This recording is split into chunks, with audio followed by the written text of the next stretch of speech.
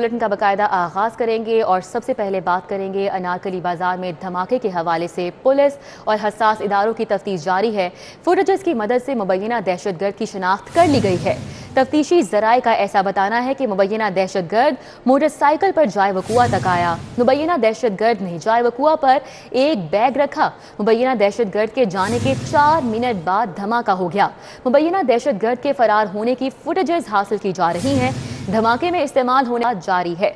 तफ्तीशी जराये की जानिब से मजीद क्या बताया जा रहा है, इस वक्त जाए वकुआ पर इरफान मलिक मौजूद हैं, उनसे ताज़ा तरीन अपडेट्स जानते हैं। इरफान मलिक बताइएगा।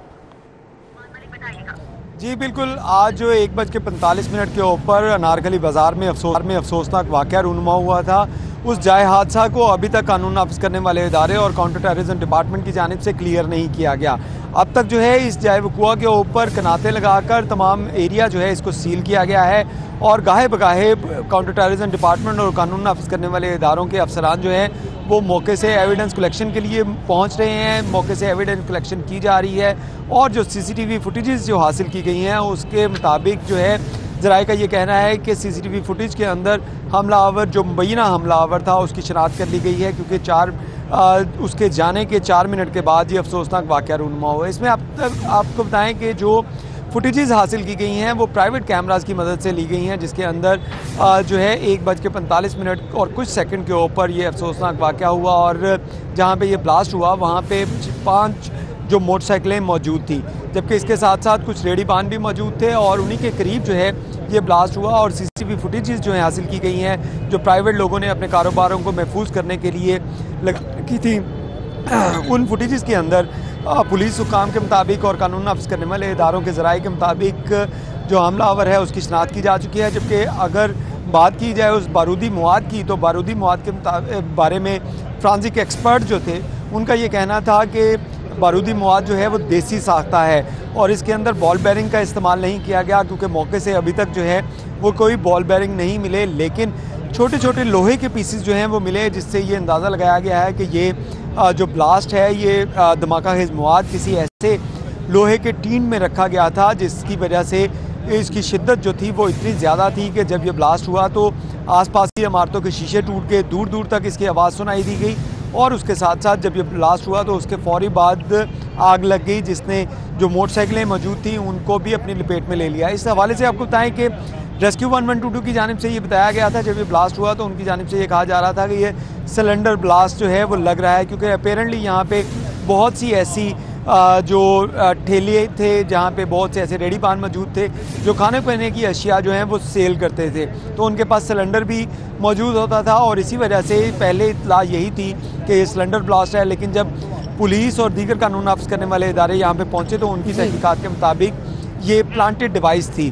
तो अब भी आपको बताएं कि जाए वकुआ जो है इसको क्लियर नहीं किया गया और एविडेंस कलेक्शन का काम जारी है और कानून नाफिज करने वाले इदारे इसके ऊपर वर्किंग कर रहे हैं और यही बताया जा रहा है हुकूमत की जानिब से भी कि बहुत जल्द जो है इसके मास्टरमाइंड जो हैं या इनके करने वाले जो जिम्मेदार हैं उनके शनाख्त करके उनके खिलाफ कानूनी कार्रवाई अमल में लाई जाएगी। जिस तरह हमने जोहर टाउन में जो लास्ट ईयर ब्लास्ट हुआ था उसमें देखा कि काउंटर टेररिज्म डिपार्टमेंट और कानून नाफिज करने वाले इदारों की जानिब से क्विक रिस्पॉन्स दिखाई दिया गया और उसमें फौरी तौर पे जो मुल्ज़िमान थे, जिन लोगों ने वहाँ पे गाड़ी खड़ी की, उन लोगों को हिरासत में लेकर उनके खिलाफ कानूनी कार्रवाई अमल में लाई गई थी। तो यहाँ पे भी यही बताया जा रहा है कि ये जो ब्लास्ट आज हुआ 1:45 में इसकी तहकीकात जारी हैं और इसके लिए मुख्तलिफ टीमें तश्कील दे दी गई हैं। काउंटर टेररिज्म डिपार्टमेंट इसके ऊपर वर्किंग कर रहा है और जल्द ही असल हक़ाइक़ सामने आ जाएंगे। हमारे साथ तफसीलन आगाह कर रहे थे, बहुत शुक्रिया। अनारकली धमाके में होने वाले नुकसान का अंदाजा लगा लिया गया। अनारकली धमाके की इंटरिम रिपोर्ट सामने आ चुकी है। धमाके की इत्तला 15 पर दी गई। इब्तदाई रिपोर्ट के मुताबिक धमाका 1:45 पर हुआ। धमाके के बायस 6 मोटरसाइकिलें मुकम्मल तौर पर तबाह हो गईं। इस रिपोर्ट पर मजीद क्या क्या इंकशाफात सामने आए हैं, हसन खालिद हमारे साथ मौजूद हैं, उनसे जान लेते हैं। हसन खालिद बताइएगा। जी हाँ, अनारकली धमाके की इब्तदाई रिपोर्ट पुलिस की जानिब से जो है वो जारी की गई है और इब्तदाई रिपोर्ट के मुताबिक जो तखमीना लगाया गया है नुकसान का, उस नुकसान के अंदर पुलिस का ये कहना है कि 6 मोटरसाइकिलें इस धमाके की जद में आकर मुकम्मल तौर पर जो है वो तबाह हुई और धमाके के बाद जो इर्द गिर्द की इमारतें थी जिनमें एक बैंक भी शामिल था, उनके शीशे टूटे, जबकि 2 दुकानें जो थी उनके ना सिर्फ दुकानों के शीशे टूटे बल्कि दुकानों के अंदर मौजूद जो सामान था उसको भी शदीद नुकसान पहुंचा। धमाका जिस जगह पे हुआ उसके इर्द गिर्द जो है वो दर्जनों रेहड़ियां जो है वो खड़ी थी जिसके पास से धमाका हुआ, तो इस धमाके की वजह से उन दर्जनों रेहड़ियों को भी शदीद किस्म का नुकसान पहुंचा है। इब्तदाई रिपोर्ट में ये बताया गया है कि 1:45 पर जब ये धमाका हुआ तो फौरी तौर पर 15 पर कॉल जो है वो पुलिस को मसूल हुई, जिसके फौरी बाद जब पुलिस की टीमें यहाँ पहुंची तो यहाँ पर 6 मोटरसाइकिलें जिनको आग लगी हुई थी। बहुत शुक्रिया ज़खायद, हमारे साथ ही अपडेट कर रहे थे। अनारकली धमाके में 28 अफराद जख्मी हुए, उन्हें एम्बुलेंस के जरिए मेयो अस्पताल मुंतकिल किया गया। जख्मियों में 3 खवातीन भी शामिल हैं जबकि 4 अफराद की हालत तशवीशनाक है।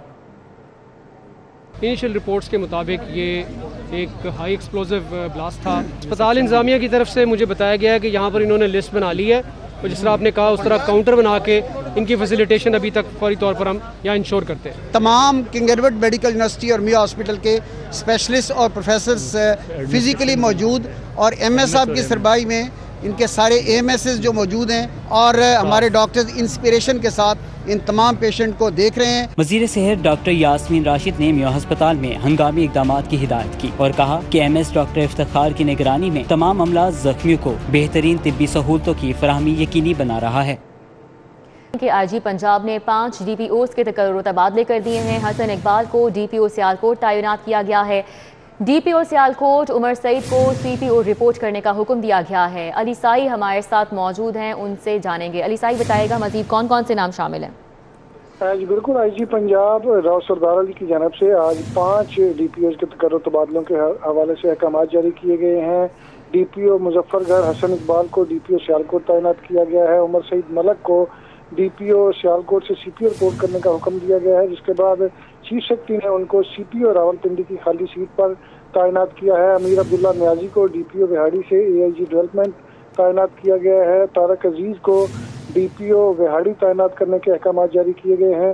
फराज अहमद जो कि SP इन्वेस्टिगेशन मुजफ्फरगढ़ हैं, उनको DPO मुजफ्फरगढ़ का इजाफी चार्ज दिया गया है। जी ठीक है, अली साई हमारे साथ ही अपडेट कर रहे थे, बहुत शुक्रिया। और अभी आपको बताएं कि मेयो अस्पताल के बाहर इस वक्त डॉक्टर्स मीडिया से गुफ्तगू कर रहे हैं। एक लड़का यासिर 18 साल का खानपुर का रहने वाला जो यहाँ मुलाजिम था वो बहुत सीरियस है, उसको ऑपरेट कर दिया गया है। अब उसको सर्जिकल ICU में बेड के ऊपर शिफ्ट करने लगे हैं, लेकिन उस पेशेंट की हालत बहुत ज़्यादा नाजुक है। बाकी पेशेंट्स अल्लाह के फजल से बहुत अच्छी तरह ऑपरेट कर दिए गए, उनको अपने वार्ड में डिफरेंट वार्ड में अंडर ICU केयर में शिफ्ट कर दिया गया है।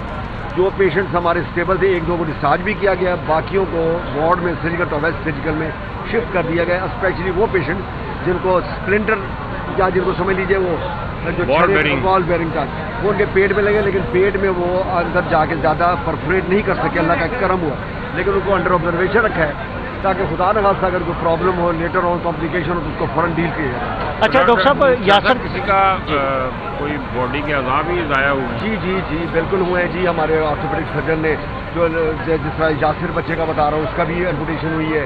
2-3 और पेशेंट भी हैं, अल्लाह बचाए। ये तो अब जाहिर है जी अल्लाह ताला इस तकलीफ जो आई है खाने में, ये चीज़ें तो माजूर होने वाले कितने लोग हैं अभी मैं एग्जैक्ट तो नहीं बता सकता, लेकिन 3 के करीब थे जिनके लिम्स का था। अब चौथा ये शायद है, लेकिन बहरहाल कंफर्म इसमें अब ज़ाहिर है जब प्रोफेसर साहब बाहर आएंगे तो एग्जैक्ट आपसे बात की जा सकती। बहुत शुक्रिया sir, thank you. MS doctor Iftikhar media से गुफ्तगू कर रहे थे, जो कि आपने बराह रास्त मुलाहिजा किया। लाहौर में कोरोना फिर से पंजे गाड़ने लगा है। मजीद 1124 नए मरीज सामने आ गए। मुस्बत केसेस की शरह 14.3% तक रिकॉर्ड की गई है। मोहलिक वायरस मजीद 2 जिंदगियां भी निकल गया है। ओमिक्रॉन के बाद भी बढ़ने लगे। मजीद 30 अफराद ओमिक्रॉन का शिकार। मरीजों की कुल तादाद 548 हो गई। CEO health doctor Faisal Malik भी कोरोना वायरस का शिकार हो गए। तो लाहौर में कोरोना फिर से पंजे गाड़ रहा है। मजीद 1124 नए मरीज सामने आए हैं। मुस्बत केसेस की शरह 14.3% रिकॉर्ड की गई है। मोहलिक वायरस मजीद 2 जिंदगियां निकल चुका है। ओमिक्रॉन के भी वार बढ़ रहे हैं। मजीद 30 अफराद ओमिक्रॉन का शिकार हुए हैं। मरीजों की कुल तादाद 548 हो चुकी है, जो कि CEO health doctor Faisal Malik भी कोरोना वायरस का निशाना बन गए।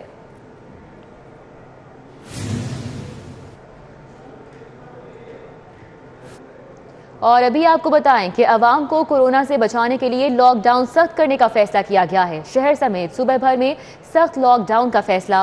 महकमा primary and secondary health care ने नोटिफिकेशन जारी कर दिया है। वैक्सीनेशन मुहिम और NPIs पर अमल दरामद तेज करने के अहकाम जारी। 10% से जायद पॉजिटिविटी शरह वाले इलाकों में पाबंदियां सख्त करने का फैसला किया गया है। शहर में कोरोना वायरस की शरह 10% से जायद है। शादी तकरीबात पर पाबंदियां 24 जनवरी से 15 फरवरी तक जारी रहेंगी। मजीद नोटिफिकेशन में क्या क्या कहा गया है, हमारे साथ अजमत आवान मौजूद हैं, उनसे जानेंगे। अजमत, बताएगा कब तक कहा जा रहा है कि ये लॉकडाउन लगाया जाएगा? बिल्कुल वही हुआ जिसका डर था, क्योंकि जो लाहौर के वासी हैं वो एहतियाती तदाबीर पर अमल दरामद नहीं कर रहे थे। और इससे पहले यास्मीन राशिद जो सूबाई वज़ीर सेहत है उन्होंने इशारा भी किया था, और आज बाज़ाब्ता तौर पर महकमा प्राइमरी एंड सेकेंडरी ने नोटिफिकेशन जारी कर दिया। जो नोटिफिकेशन है वो वैसे तो 31 जनवरी तक लाहौर भर में नाफिज रहेगा, क्योंकि जो नोटिफिकेशन है वो 10 जिनके इलाकों में मस्बत शरह ज़्यादा है उनके लिए नोटिफिकेशन, और ख़ासकर ये लाहौरियों के लिए, लाहौर के जो तमाम जो 24 जनवरी से 15 फरवरी तक इंडोर शादियों पर मुकम्मल पाबंदी आयद कर दी गई है। इसके साथ साथ सिर्फ 300 अफराद जो हैं इस तारीख तक जो आउटडोर शादियां हैं वो भी मुकम्मल वैक्सीनेटेड अफराद के साथ कर सकेंगे। इसके अलावा हर किस्म की जो इंडोर डाइनिंग है वो 21 जनवरी से 31 जनवरी तक मुकम्मल उस पर पाबंदी आयद कर दी गई है। इसके अलावा इंडोर इज्तिमात पर भी जो है वो तमाम 31 जनवरी तक मुकम्मल पाबंदी आयद कर दी गई है। इसके अलावा जो सुबह भर के तमाम मज़ारात हैं, जिम हैं और सिनेमा घरों को 50% गुंजाइश के साथ काम करने की इजाज़त है। इसके अलावा जो शहर भर की जो ट्रांसपोर्ट है वो आज से ही 70% तक गुंजाइश के साथ चलेगी, और इसके साथ जो रेलगाड़ी है वो 80% गुंजाइश के साथ चलेगी, जबकि तमाम तफरीही मकामात, पोल्स और पार्क 50% गुंजाइश के साथ चलेंगे। और इसी के साथ जो तलीमी अदारे हैं खासकर वो 12 साल से ज़ायद उम्र के बच्चों के 100% तादाद के साथ खुले रहेंगे, जबकि तलीमी इदारे 12 साल से कम उम्र के बच्चों के 50% तादाद के साथ मुतफरिक दिनों में खुले रहेंगे। इसी साथ 12 साल से ज़ायद उम्र के तमाम अफराद की जो मुकम्मल वैक्सीनेशन की है वो भी मनसूबाबंदी की जा रही है। तो ये तमाम तर जितने भी लॉकडाउन के जो ऑर्डर्स हैं ये 31 जनवरी तक नाफिज रहेंगे, लेकिन जो शादी के जो नोटिफिकेशन है वो 15 फरवरी तक नाफिज रहेगा। और उसमें खास कर ये बताया गया तमाम 15 फरवरी तक जो इंडोर शादी है उसमें मुकम्मल पाबंदी आयद कर दी गई है। जी बहुत शुक्रिया अजमत अवान, हमारे साथ अपडेट कर रहे थे। और अभी आपको बताएं कि कल से बारिशों का नया सिस्टम पंजाब में दाखिल होगा। तेज़ हवाओं, गरज चमक के साथ बारिश बरसेगी। महकमा मौसमियात ने यह बताया है कि शहर में फ़िज़ाई आलूदगी बरकरार है। एयर क्वालिटी इंडेक्स की शरह 194 रिकॉर्ड किया गया। GCU के एतराफ़ एयर क्वालिटी इंडेक्स की शरह 275, हॉकी स्टेडियम के एतराफ़ 199 रिकॉर्ड, टाउन हॉल के एतराफ़ 130 और टाउनशिप में 80 रिकॉर्ड किया गया। तो आपको बताएं कि कल से बारिशों का नया सिस्टम पंजाब में दाखिल होगा। महकमा मौसमियात ने ये पेशगोई कर दी है, जबकि बताया गया है कि तेज हवाओं और गरज चमक के साथ बारिश भी बरसेगी।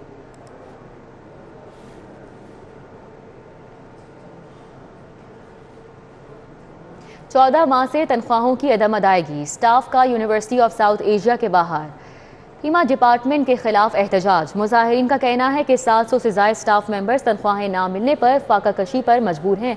मुजाहिरीन ने यूनिवर्सिटी ऑफ साउथ एशिया के बाहर एहतजाज करते हुए कहा कि फीमा डिपार्टमेंट ने 14 माह से तनख्वाहें नहीं दी।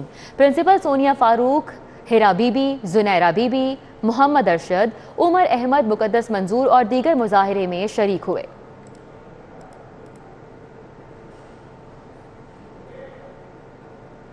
MD वासा सैयद जाहिद अजीज मुद्दत मुलाजमत पूरी करके रिटायर हो गए। दुर नायाब हमारे साथ मौजूद हैं, उनसे मजीद डिटेल्स जान लेते हैं। दुर नायाब, बताइएगा। जी बिल्कुल, MD वासा सैयद जाहिद अजीज़ बतौर MD वासा अपने 4.5 साल का टेन्योर बहुत कामयाबी के साथ मुकम्मल करके आज अपनी जो सर्विस है सबकदोश हो गए हैं। और इस हवाले से उनका ये सफ़र जो तकरीबन 35 साल और 8 माह पे मुहित रहा वो कितनी कामयाबी से गुजरा, और आज जब वो बहुत सारी कामयाबियाँ समेट के जा रहे हैं तो उनसे जानते हैं कि उनके क्या एहसासात हैं। सर, बहुत कामयाब दौर रहा आपका और हमने आपको हर महाज पे कामयाब देखा, तो आज कैसी फीलिंग है? आपने 35 साल और 8 माह की कामयाब इनिंग्स खेली। सबसे जो मेन फीलिंग है वो ये है कि जो कुछ मैं कर सका अपनी ऑर्गेनाइजेशन के लिए और अपने शहर के लिए वो मैं करने में कामयाब रहा काफ़ी हद तक। और ये मुझे रिग्रेट नहीं है कि मैंने इस टाइम को यूज़ किया और इसमें शहरियों की लाइफ में चेंजेस लाने में कामयाब रहा, अपने अमले की लाइफ में इम्प्रूवमेंट लाने में कामयाब रहा, और इस इदारे की रिस्पेक्ट बहाल करने और उसको ऊपर ले जाने में काफ़ी हद तक कामयाब रहा। तो इससे मुझे फ़ख्र है और यही मेरी मोटिवेशन थी और यही मेरा टारगेट था कि मैं किसी तरह से डिफरेंस लेके आऊँ अपने इदारे में, अपने शहर में। सर कोई मैसेज इन नौजवान को जिनके लिए आप इतना अच्छा इदारा छोड़ के जा रहे हैं, ये बात मानने को ये पहले ऐसा नहीं था और साबिक दौर हुकूमत में वासा को एक नाकाम इदारा समझा जाता था, फिर आपकी 4.5 साल की मेहनत के बाद इसे कामयाबी की तरफ किया, कोई ऐसा मैसेज देना चाहें जिसके बाद ये इसके इदारे की इज़्ज़त तकद्दुस बहाल रहे? देखें जी, सबसे जो मेन मैसेज है, एक तो नॉलेज इज़ पावर है। आप नॉलेज हासिल करेंगे अपने फील्ड में तो आप पावरफुल भी होंगे और कुछ डिफरेंस भी डाल सकेंगे। दूसरा, ये मुल्क जो अल्लाह ताला का दिया है, डिवाइन मुल्क है, 27वीं की रात को बना हुआ है, रमज़ान में बना है, तो इस मुल्क के लिए अगर हम कुछ करेंगे तो हमें उसका सवाब भी होगा और दूसरी दुनिया में भी कामयाबी होगी। तो ये सोच के मोटिवेशन लें, कोई वक्ती फ़ायदे को ना ज़हन में लाएं, इस टारगेट के साथ काम करें। बहुत शुक्रिया। MD वासा सैयद जाहिद अज़ीज़ हमारे साथ थे और अपना कामयाब सर्विस का जो दौरानिया है वो मुकम्मल आज करके आज रिटायर हो चुके हैं और उन्होंने नौजवान इंजीनियर्स को यही कहा है कि वो कामयाबी के साथ और मेहनत के साथ, नॉलेज के साथ इस मुल्क की खिदमत करें, शहर की खिदमत। शुक्रिया दुर्नायाब। न्यूज़ स्टूडियो से फिल वक्त इतना ही। देखते रहिए CD42।